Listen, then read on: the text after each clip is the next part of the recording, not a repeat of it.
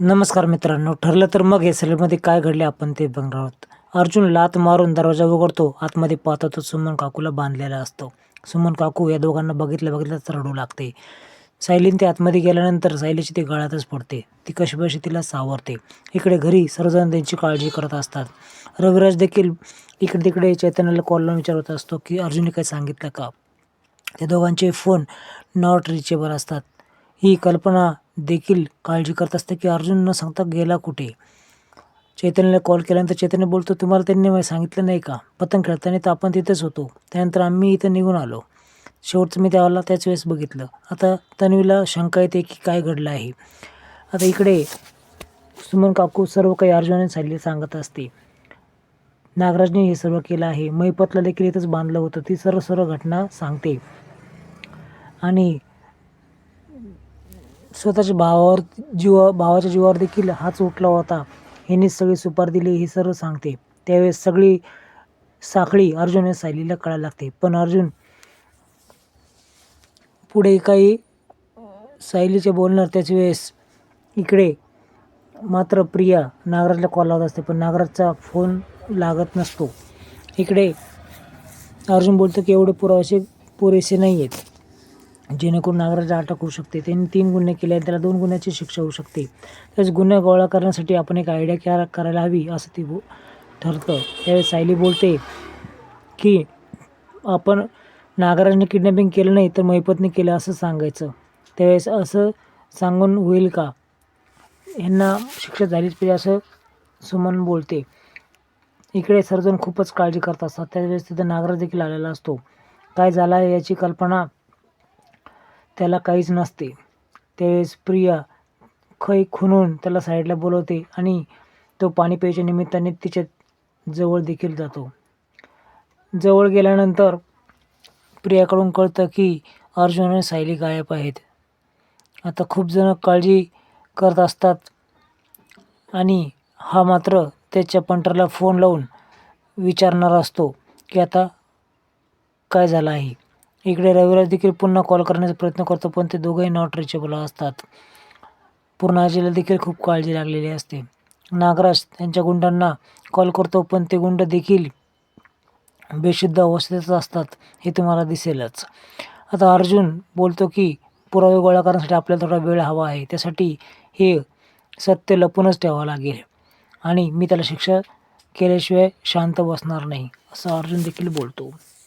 आता मित्रांनो, ही सुमन खूपच रडकुंडी आलेली असते. ती सर्व घटना अर्जुन आणि सायलीला डिटेलमध्ये सांगत असते आणि हे देखील बोलत असते की त्यांनी माझ्यावर खूप छळ केला आहे. अर्जुन आणि सायली प्लॅनिंग कसं करायचं याबद्दल चर्चा करतात आणि हे सर्व सुमन देखतच होत असतं. सुमनला देखील कळतं आता काही नागराज काकांचं नाव घ्यायचं नाही आहे. आता महिपतचं नाव घ्यायचं आहे.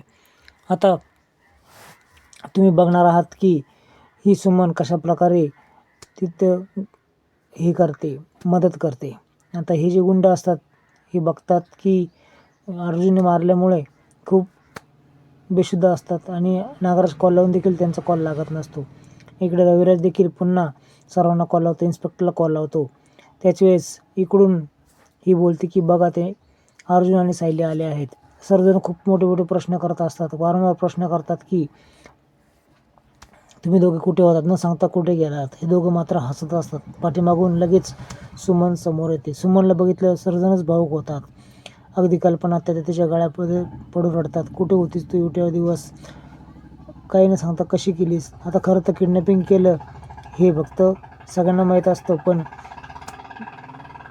आता नागराज आणि ही प्रिया ह्यांना तर शॉकच बसतो. कारण ही आली आता आपण एक्सपोज होणार हे तर ठरलेलंच असतं. आता कल्पना खूप चौकशी करत असते तिची. नागराजचे भुवया मात्र तर वर झाले असते. तो खूप गारबडलेला असतो. त्याच्या पायाखालची जमीनच निघून गेलेली असते. सर्वजण तिची काळजी करत असतात. त्याच वेळेस तुला किडनॅप कोणी केलं, काय कुठं ठेवलं होतं तुला, असं रविराज प्रश्न करतो. त्यावेळेस ही काहीच उत्तर देत नव्हती. त्यावेळेस उत्तर मिळतं नागराज. त्यावेळेस नागराज तो खूपच गडबडतो कारण सगळ्यांनी देखत नाव घेतलं.